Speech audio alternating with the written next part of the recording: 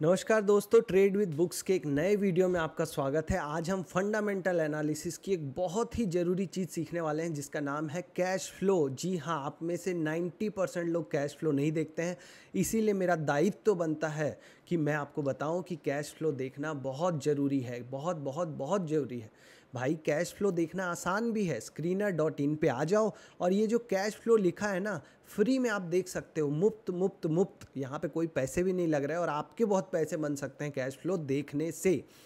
तो कोई नहीं बताता वाली बात नहीं है, बहुत लोग बताते हैं यूट्यूब पे, पर आप देखते नहीं हो। इसलिए मैं एक और वीडियो आपके उस पूरे बास्केट में डाल देता हूं जो आप नहीं देखने वाले हो, तो आपका ही नुकसान है। इसलिए कैश फ्लो देखना सीख जाओ भाइयों और बहनों। कैश फ्लो बहुत आसान है। screener.in पे आ जाओ, अपने शेयर का नाम लिख लो, उसके बाद यहाँ पे कैश फ्लो में ये 3 चीज़ें दिखा रही होती हैं। बैलेंस शीट वगैरह तो आप पढ़ोगे नहीं, पता ही है मुझे, उतना तो वक्त भी नहीं है और उतना तो चाहत भी नहीं है कि भैया बहुत बड़े हम कोई इन्वेस्टर बन जाए। ठीक है, छोटे मोटे हैं तो हम छोटा मोटा काम तो कर ही सकते हैं ना। तो screener.in पे आओ, screener.com पे मत चले जाना, screener.in जो होता है ना इंडिया के लिए, यहाँ पे आप लिखो अपने स्टॉक का नाम। जैसे यहाँ पे मैंने एक स्टॉक का नाम लिखा। अब वहाँ पे आप आ जाओ कैश फ्लो में। ये जो कैश फ्लो दिख रहा है जी, ये कैश फ्लो में आ जाओ। यहाँ पे कैश फ्लो में 3 चीज़ें दिखाई हुई हैं: operating activity, cash from investing activity और कैश फ्रॉम फाइनेंसिंग एक्टिविटी।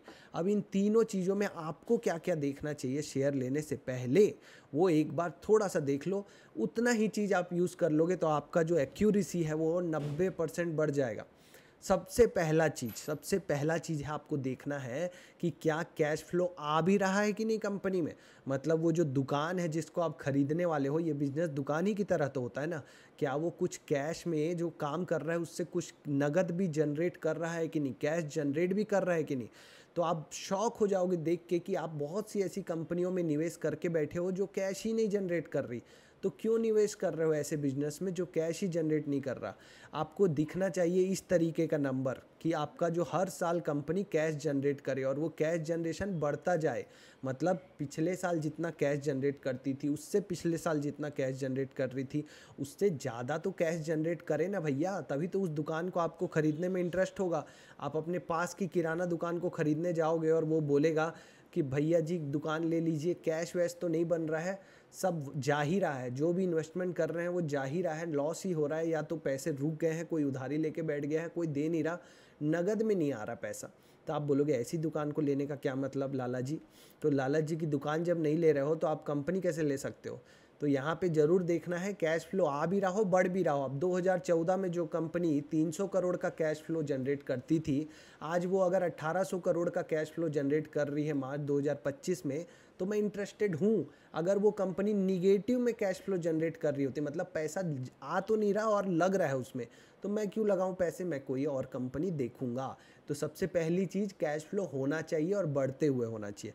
अब आपको बहुत सारे वीडियो में मैंने बताया है कि ईपीएस देखना बहुत ज़रूरी है, अर्निंग पर शेयर, एक शेयर के पीछे कंपनी कितना कमाती है। जैसे यहाँ 12 रुपये कमाती थी कंपनी एक शेयर के पीछे, एक शेयर के बदले में, आज वो कंपनी कमाती है 134 रुपये एक शेयर के पीछे। तो जब ये बढ़ गया तो कंपनी का शेयर का प्राइस भी बढ़ेगा। सीधी सी बात है। इसका ग्रोथ बहुत इंपॉर्टेंट होता है, जो यहाँ भी दिखाया होता है कि आपका 10 साल में कंपनी ने 29% का हर साल दर साल ग्रोथ किया है। 5 साल का अगर रिकॉर्ड देखोगे तो 22% साल दर साल प्रॉफिट में ग्रोथ किया है। 31% 30 साल और पिछले 12 महीने में भी 18% उसके प्रॉफिट्स में ग्रोथ आया है। अब कई कंपनी ऐसी होती हैं जो प्रॉफिट में तो ग्रोथ कुछ गोलमाल करके दिखा देती हैं, पर आपने अगर किसी को सामान ज़बरदस्ती मार्केटिंग करके कुछ करके बेच दिया ये बोल के कि लाला जी 12 महीने बाद पैसे दे देना, आप बस ले लो हमारे रिकॉर्ड में प्रॉफिट चढ़ जाए, तो प्रॉफिट तो दिखाई दे देगा कि यहाँ प्रॉफिट तो बढ़ गया, बिक्री तो बढ़ गई, सेल्स बढ़ गई, पर पैसे तो आए ही नहीं, क्योंकि पैसा तो अगले आदमी ने दिया ही नहीं। आपकी बगल की किराना दुकान में आप कभी जाइए और पूछिए उनसे कि अंकल आपकी दुकान में कितना उधारी है, तो वो आपको बताएंगे कि सेल्स तो आ गई, प्रॉफिट भी बढ़ गया, पर पैसा तो आया ही नहीं, क्योंकि वो सब जो सेल्स और जो प्रॉफिट है वो तो सब बिक्री के हिसाब से है, पर पैसा तो आया नहीं ना, क्योंकि पैसा तो लोगों ने कहा मैं कल दूंगा, परसों दूंगा, 12 महीने बाद दूंगा, और इस आदमी ने जो रॉ मटेरियल लगाया या जो इन्वेस्टमेंट की उसको तो पैसा तुरंत देना है या एक हफ्ते बाद देना है। आप जो हिंदुस्तान यूनिलीवर का fair and lovely Surf Excel जो यूज़ करते हो, जब हिंदुस्तान यूनिलीवर किसी दुकान वाले को जब सामान देता है तो ज़्यादा से ज़्यादा 1 हफ्ते का उसको टाइम देता है, पर वो दुकान वाला जब आपको सामान देता है तो आप याद कीजिए 1 महीने का 2 महीने का उधारी देता है।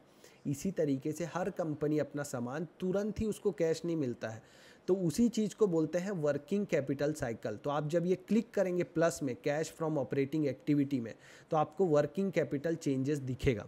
तो पहली चीज़ आपको बताई कैश फ्लो होना चाहिए, पॉजिटिव होना चाहिए, बढ़ते हुए होना चाहिए। दूसरा आपको बताया प्रॉफिट ग्रोथ के साथ कैश फ्लो भी बढ़ते हुए होना चाहिए।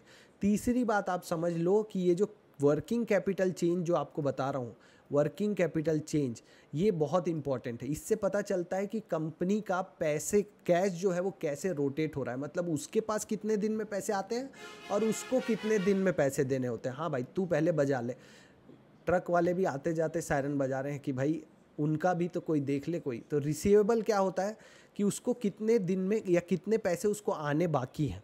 तो ये निगेटिव नंबर क्या बोल रहा है कि पैसे बाहर जा रहे हैं, पॉजिटिव नंबर क्या बोलता है कि पैसे आ रहे हैं। तो ये पैसे उसको आने बाकी होते हैं। इन्वेंट्री मतलब उसके पास कितना सामान पड़ा हुआ है बेचने के लिए। पेएबल मतलब उसको कितना पैसा पे करना है।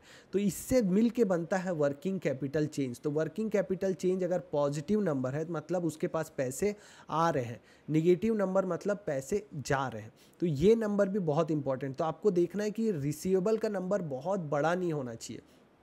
ये जो रिसीवेबल का नंबर है अगर ये बहुत बड़ा नंबर है तो प्रॉब्लम होती है। तो ये चीज़ आपको ध्यान से देखनी है। अब इसके बाद जो एक और इम्पॉर्टेंट चीज़ है कि कंपनी अपने फ्यूचर में कितना निवेश कर रही है।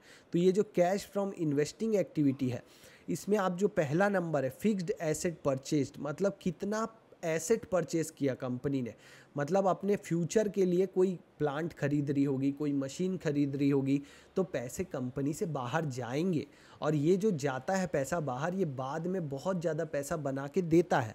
तो ऐसी ही कंपनी में इन्वेस्ट कीजिए जो यहाँ पे आपको दिखे कि अपने फ्यूचर में इन्वेस्ट कर रही है, मतलब अपने अपने प्रॉफिट से एक छोटा हिस्सा निकाल के अपने फ्यूचर के लिए कुछ तो बना रही है। अगर आप अपनी सैलरी को पूरा ही खर्च कर दे रहे हैं तो आप फ्यूचर में कहाँ से करोड़पति बनेंगे जी, नहीं ना बनिएगा। तो गुजराती भाइयों की तरह थोड़ा दिमाग लगाइए और थोड़ा थोड़ा इन्वेस्ट कीजिए। तो जैसे ये कंपनी आप 100 करोड़ देखिए 2014 में कुछ तो फिक्स्ड एसेट खरीदी थी और आज 970 का खरीद रही है हर साल, तो अपना बढ़ा रही है और जो नंबर है हर साल कुछ फिक्स्ड एसेट परचेस करने में जा रहा है। तो ये नंबर आपको बहुत ज़रूरी है देखने के लिए कैश फ्रॉम इन्वेस्टिंग एक्टिविटी से। अब ये जो लास्ट वाला है कैश फ्रॉम फाइनेंसिंग एक्टिविटी, इसमें आपको देखना है कि कंपनी ने कितना इंटरेस्ट पे किया अपने लोन के लिए और कितना उसका रीपेमेंट किया अपने उधारी का और कितना उधारी लिया। तो अगर ये नंबर प्लस है मतलब कि कंपनी में पैसा आया है, मतलब उधारी लिया है। अगर ये कंपनी अगर ये नंबर माइनस है मतलब पैसा दिया है। तो माइनस साइन का मतलब क्या है, उधार चुकाया है। प्लस साइन का मतलब प्लस अंदर आया है, पैसा प्लस हुआ है। तो इतना पैसा आया उधार का, इतना चुकाया गया है। अब अगर किसी कंपनी में देखो कि वो अपना उधार चुका रही है अच्छे से तो बहुत अच्छी बात है, और अगर किसी कंपनी में देखो बहुत उधारी आ रही है तो वो बहुत ख़राब बात है कि उधार ले लेके काम कब तक चलेगा। तो जो कंपनियां उधार लेती हैं बहुत ज़्यादा, वो संकट काल में, कोविड काल में बंद हो जाती हैं। तो वहाँ पे देखना है आपको कितना इंटरेस्ट दे रही है कंपनी, वो नंबर भी बहुत ज़्यादा नहीं होना चाहिए, वरना इंटरेस्ट में ही सारा पैसा चला जाएगा। तो ये सब कुछ देखना है कैश फ्लो में, बहुत इजी है। इतना देखने के बाद अभी आपको जो कंपनी आप छाटोगे उसमें आप बहुत सेफ हो जाओगे। ठीक है, ऑल द बेस्ट, मिलेंगे नेक्स्ट वीडियो में।